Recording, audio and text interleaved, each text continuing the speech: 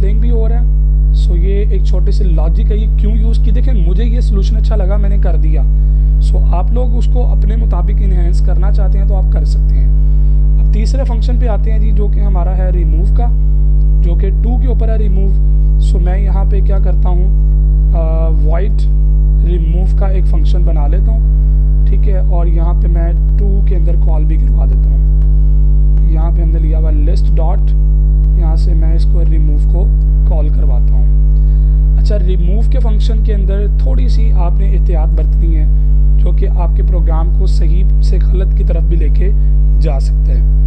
सो सबसे पहले हम चेक करते हैं कि करंट नोड नल तो नहीं है या हेड नोड नल तो नहीं है, क्योंकि इन दोनों सूरतों के अंदर वो रिमूव नहीं करेगा। If current not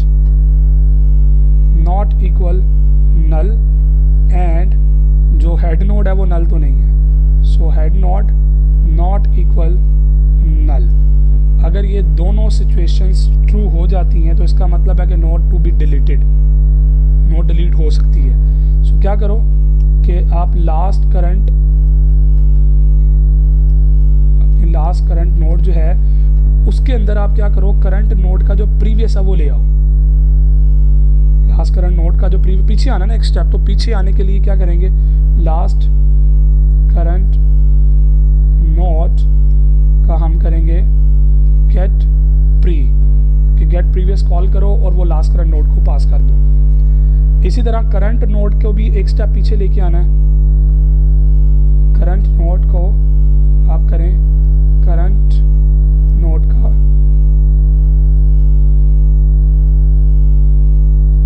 gate pre, okay, get previous भी आ गया। मैं यहाँ पे थोड़ा सा आपके लिए काम छोड़ूंगा, मैंने एक मिस्टेक करनी है यहाँ पे जानबूझ के, ताकि आप लोगों को मैं इस चीज़ की रियलाइजेशन करवाऊँ कि ये इसका मकसद क्या था। मैं यहाँ पे कोई नोट डिलीट नहीं कर रहा हूँ, मेरा ख्याल है ये काफ़ी है आपके लिए। एक क्वेश्चन आपने क्लासरूम में पोस्ट करना है, आंसर इसका मैंने सिर्फ हिंट दिया यहाँ पे कि मैं कोई नोट डिलीट नहीं कर रहा हूँ, लेकिन डिलीट कॉल होगा। इसका ड्रॉबैक क्या आएगा, ठीक है। सो मैं यहाँ पे साइज़ को माइनस करता हूँ, पहले फंक्शन पूरा देख लें और फिर उसके बाद मैं अपनी वर्किंग क्वेश्चन दोबारा रिपीट करता हूँ। Not is deleted, so node आपकी जो है वो डिलीट हो चुकी है, ठीक है।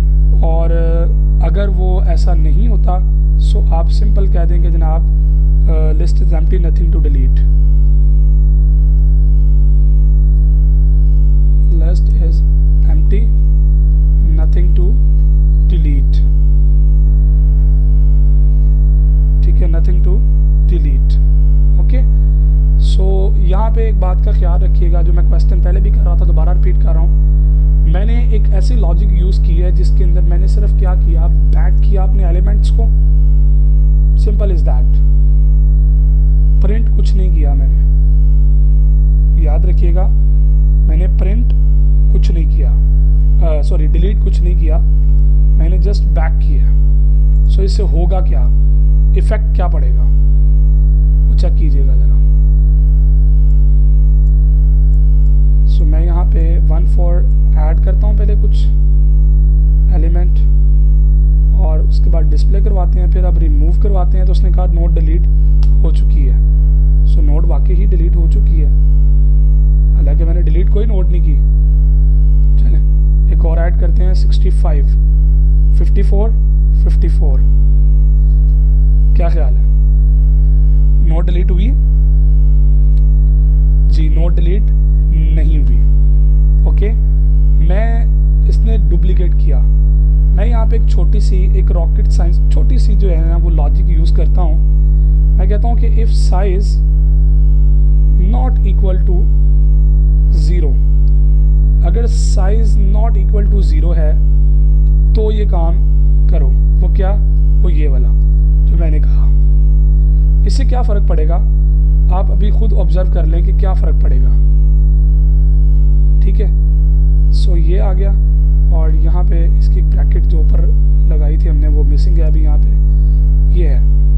अगर ये ऐसा नहीं करता, ठीक है ना, तो भी आपने क्या करना है, अगर ये एल्स कर देगा, ऐसा नहीं होता, तो भी आप इसको ये प्रिंट करवा दो कि जनाब वो लिस्ट एम्प्टी है, उसमें कुछ भी प्रिंट होने के लिए नहीं है, क्योंकि वो ज़ीरो हो गया ना साइज़।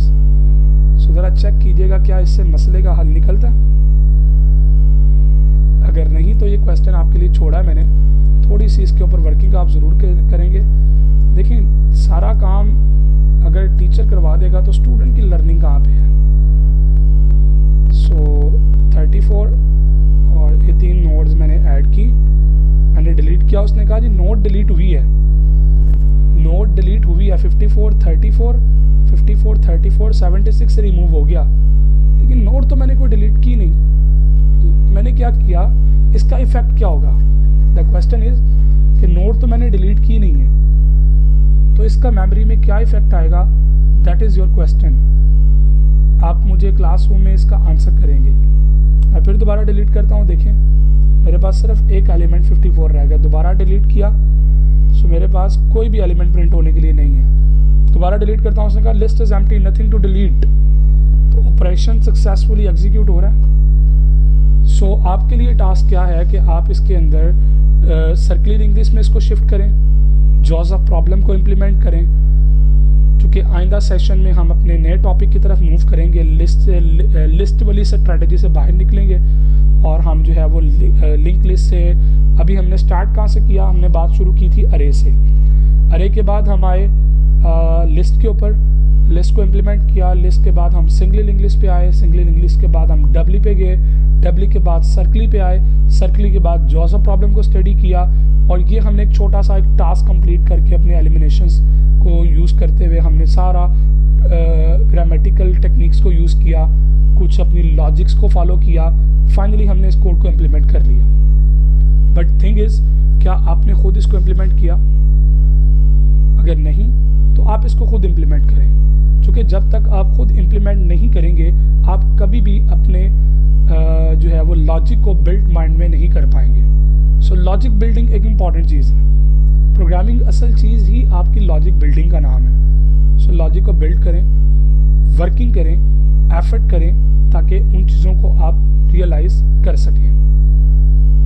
सो नेक्स्ट क्लास में हम स्टैक के टॉपिक के साथ आएंगे। तब तक के लिए इजाज़त दीजिए। अल्लाह हाफिज़।